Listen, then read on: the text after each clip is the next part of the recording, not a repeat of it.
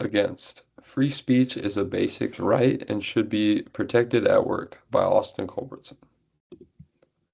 Introduction. Free speech is a basic human right that applies to everyone. Speech in the workplace is a very different thing from general speaking.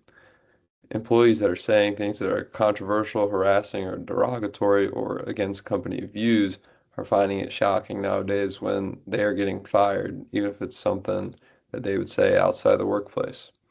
And it's an important statement right now because it shows how popular this debate is of free speech being protected at work or not. That brings me to my question. Do you believe that free speech is a basic human right and should be protected at work as well? In this presentation, I will give you my input on this matter. Here's my position. Although free speech is a basic human right, I am against it being protected at work, and here's why. Unrestricted free speech leads to a more hostile work environment. It reduces overall professionalism and productivity, and it threatens confidentiality and the legalities of business. Here's my first argument, leading to hostile work environments. Unrestricted free speech creates hostile environments due to two main reasons. And those reasons are discrimination and harassment. Discrimination and harassment forms violate both federal and state laws, and employers should not protect this speech. This is why employers have to get involved here and not allow this form of free speech to exist by having a rule in place and by firing or disciplining these employees that violate. Here's my evidence for argument 1. As stated in an article, an employer may also curtail employee speech if that speech violates federal or state anti-discrimination laws. An employee does not have a right to voice an opinion expressing prejudice or discrimination in the workplace, and an employer can discipline an employee for making such discriminatory statements. Businesses and companies need to be in line within free speech limits with the EEOC on workplace and discrimination that states that it is illegal to discriminate against a job applicant or a current employee because of their race, their color, their religion, their sex, their national origin, their age, and disability or genetic information. When it comes to discrimination and harassment in the workplace as a result of unrestricted free speech, the employer's only reliable protection is a zero tolerance policy, one which prohibits any statement that, when aggregated with other statements, leads to a hostile environment. Here's my second argument, professionalism and productivity. Respectful communication between members of the workplace leads to better workplace efficiency.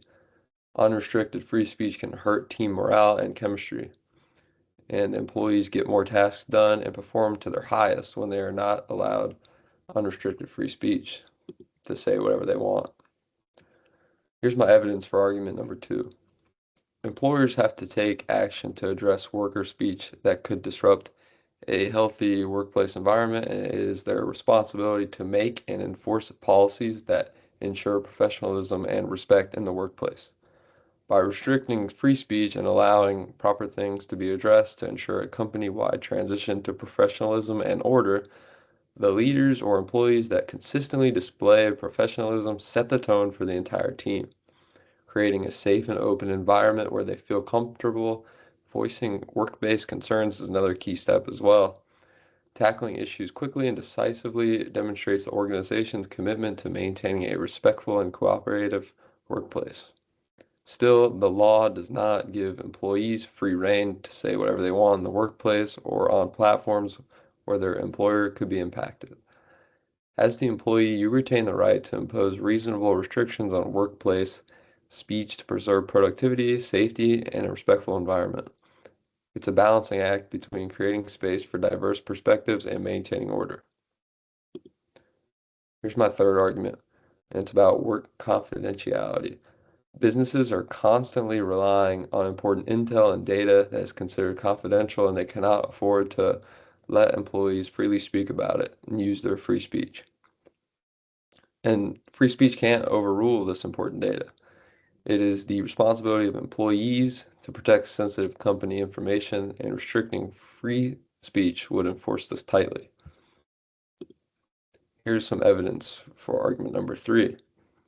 An employee is not obligated, an employee is obligated not to reveal employer's confidential information during employment and after termination of employment.